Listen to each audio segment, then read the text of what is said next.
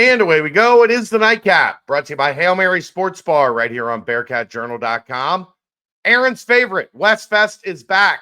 After a 10-year break, Westfest is back, kicking off Friday, the 20th, and rocking all weekend long. Guess what?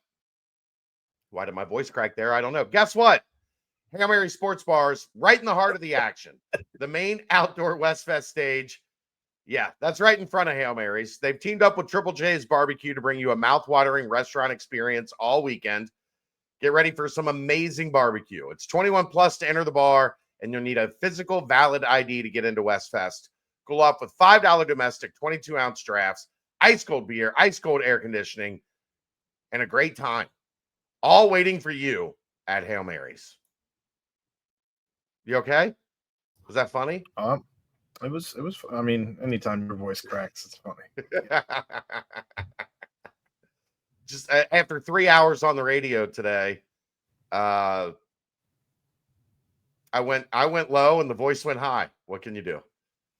I'm a real boy. We mentioned yesterday the conference commissioner meetings, all 32 conference commissioner meetings meeting in Asheville, North Carolina today and tomorrow. Today was, I guess, a 5-hour meeting. Tomorrow, 2 or 3 hours. Show favorite Ross Dellinger, that man works his rear end off. It's incredible. One of the big things that they are looking to iron out, and we're going to get into something that I mentioned yesterday, and today we get the perfect example of why. They're trying to put the calendar together. When is signing day? When is the transfer portal? They know July 1st is when the fiscal year resets for each school. So that's when revenue share will set for each school.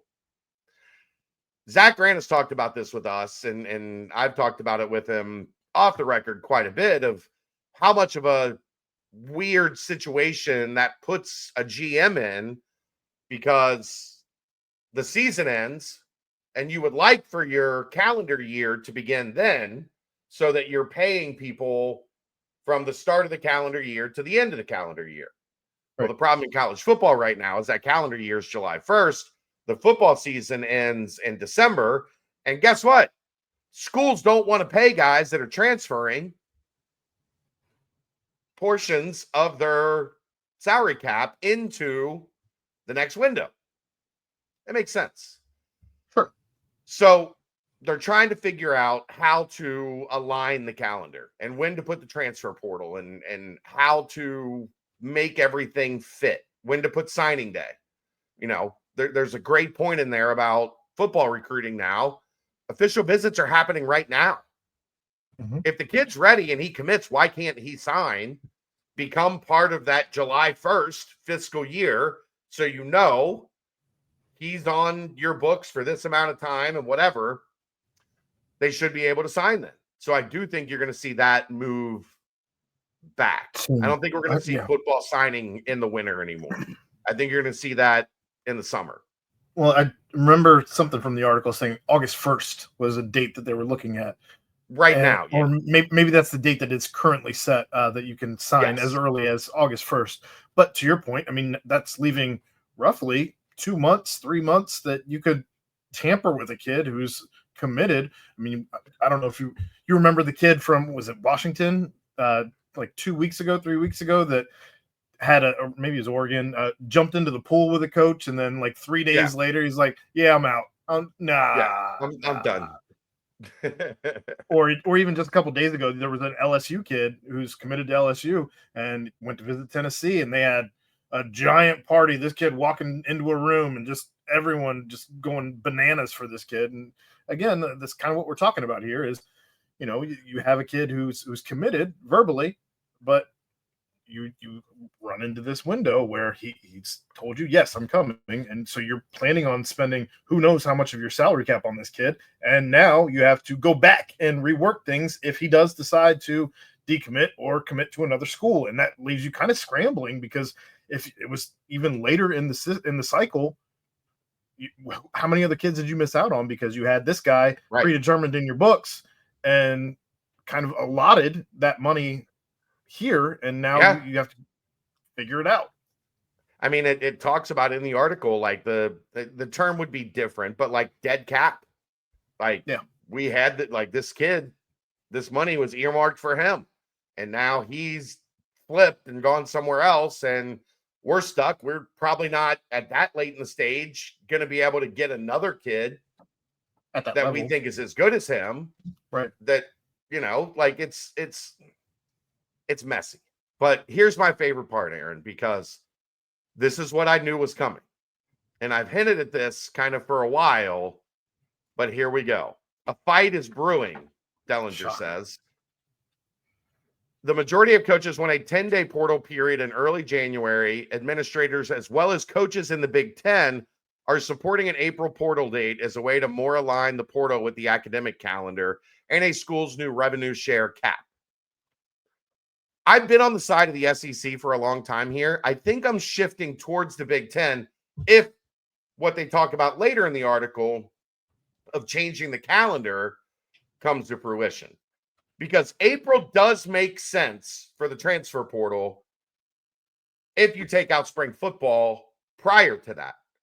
Correct. So they're talking about, and we've mentioned this before, they're talking about more of an OTA model that you would have the portal in April, you would get your players signed, and then when school starts in July, you would get practices in June and July leading up to camp, OTA style, like the NFL does. That would make a hell of a lot of sense because you'd finish the school year, you'd have to stay until the end of the school year, fulfilling your financial requirements for the most part from the July to June calendar. Then you go in the transfer portal, then you go somewhere else and you get a deal that starts July 1st or whatever. That makes a ton of sense. Yep. What we worried about, Aaron, that we've talked about a lot is the portal, where it fits in the academic calendar. I like this. I like this as a fix that they go in the portal in April, they finish school in April or at the beginning of May, and then they go to their new place and they start school in June when summer classes start. I'm in on that. Now, the counter to this was, I think Kirby Smart was the one that they actually quoted on it, saying that he wants to start football immediately after the football season is over. You have football teams, Cincinnati being one of them, just this season. They bring in these high school kids so they can get a jump start on it. Instead of bringing high school kids in that are getting this jump start, now you're letting them finish out their academic school year at high school instead of. You'd still be able to bring those kids in April or in December, January. They just wouldn't have spring practice right away. Yeah. They'd be in the winter program, right? Working out with Nico, getting acclimated, doing all that stuff. Yeah. I don't know. I mean, I think there's something to be said for a kid getting to stay in school and finish out high school. Oh no, it's crazy, Aaron. You don't know how high school works anymore? Nobody goes to their senior year. Nobody. They have to take one class. So the only class you have to take 4 years of high school is English, right? Everybody now finishes up all the other classes before the start of their senior year. I swear, Kelsey had volleyball teammates that were on varsity. She was on freshman. They went to school 2 hours a day. 2. Their entire senior year. Like, there would be girls that were seniors. There's a Dunkin' Donuts right outside of her school. We would go there in the mornings, like once or twice a week. And there are girls on her volleyball team that are working. And I'm like, don't they have school? She's like, no, they're on work study. So they just come here and work jobs all day. Their senior year doesn't exist anymore, Aaron. It's crazy. It's not a thing. Your senior year is not a thing anymore. Anyway. But here's the divide. What'd you just say about SEC coaches? This is about football. Mm-hmm. Football. This is about football. Big Ten people, what are the Big Ten people saying? This is about the academic school year. It's about the fiscal year. It's about the Big Ten thinks of things at 30,000 feet, the SEC thinks of things as football. And I'm not saying which one is right or wrong. It goes back to why these two sides will never see eye to eye. They will never have the same vision because how they see things is completely polar opposite of one another. What it sounds to me like, Chad, is the Big Ten has the student athlete in mind, at least in what they're saying publicly, whereas the SEC is treating these kids as if they're, employees. Weird. Hey. Weird. Crazy, isn't it? But Is that's no, because we know this. I was just waiting for an example to show up, to show everybody exactly what I was talking about. And it's in the quotes, right? There's Brian Kelly. April portal doesn't make sense. You're going to put a business together and 33% of your revenue share could be gone in 3 months. That's stupid. It just doesn't make any sense. We're trying to set it to their academic calendar, and they're saying they can't get guys in January. Come on. We are firm on January, and if we have to do a second, we would, but we are firm on there being a January portal. And the Big Ten, on the other hand, says,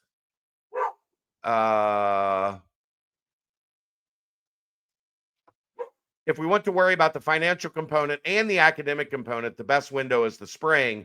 They're only worrying about one thing, the football roster, and I think that mindset is in the past. So we already have the difference in the CFP format, and now we have the difference that we're seeing pretty strongly in when to have the transfer portal.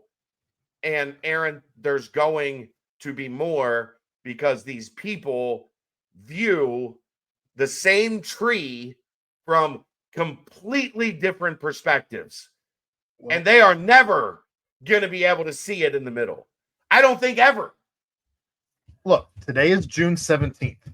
They have 2 weeks from today, which puts you at July 1st, where they have to figure this out. Otherwise, you're just pushing things out. Nothing will change until next year. So you've got they wasted a year. Remember, there's only 10 years, right, in the House settlement. Yeah. If they don't get anything done, you're right. They're wasting 1/10 of the time to figure this out already because they can't agree on anything. It's going to be more of the same. I don't see this. This is going to be an ongoing theme until you take the power away from the actual conferences and put someone in charge. Have a governing body. Yeah. Because they refuse to allow them to be employees, because that would mean collective bargaining. That would mean equity. That would mean they would have to be equal. Like we've talked about, the pro leagues are generally split right down the middle, what the revenue goes to the owners and what the revenue goes to the players. I've already heard a great one, Aaron, that when we get to that point, they're going to use scholarships as the example, and they're going to say, yes, we're sharing 22% of revenue, but we're also paying 30% of our revenue into the scholarships for the kids to go to school. And meals. No, just scholarships.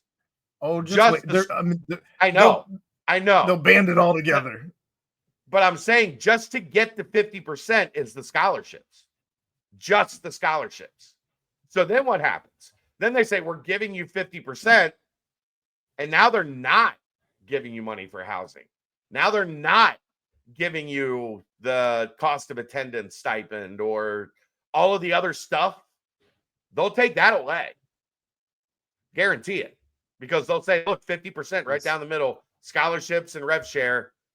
We're not giving you a dime more. Till they hold out. It's all, you know how it's going. But I don't mind the Big Ten's theory, and I'm usually not on the side of the Big Ten in a lot of this stuff, because it is football. But like, if you come up with a plan to fix the problems that we were concerned about, I'm okay with finding middle ground. We were worried about January because, look, you got to get them into school. There's a deadline to do that. You want them in spring practice. Okay. Change spring practice. You change when they can come in. You kind of reset what the academic or the athletic calendar looks like year over year. These guys aren't going to wasting their time at spring practice. They'll still get to lift weights. They have to finish what they started at that school for the school year, as opposed to getting out of there at the halfway point. Like, I'm kind of leaning Big Ten here. That part, I won't disagree. That part makes complete sense. Again, Yeah. let's pull back a little bit and realize it's not just about football. While it is about football, and I'm not taking away the fact that it is about football, these kids are also there to go to school. And if you want to make it just about football, fine. But then you have to recognize them as employees because they are no longer student athletes. Right. I agree. And of course, the interesting thing is we're hearing the football stuff from SEC coaches. We're hearing the think bigger stuff from Big Ten administrators who are able to step back and look at things a little bit differently. So we'll see if they can find it, and it might end up being that they just keep January and April. That's very possible. 2 weeks. Yeah, 2 weeks to figure it out. Find out. All right. We will be back at it tomorrow with the BCJ pod and another nightcap. George in the Jungle tonight on the BCJ network. This is the nightcap brought to you by Hail Mary Sports Bar right here on BearcatJournal.com. See ya!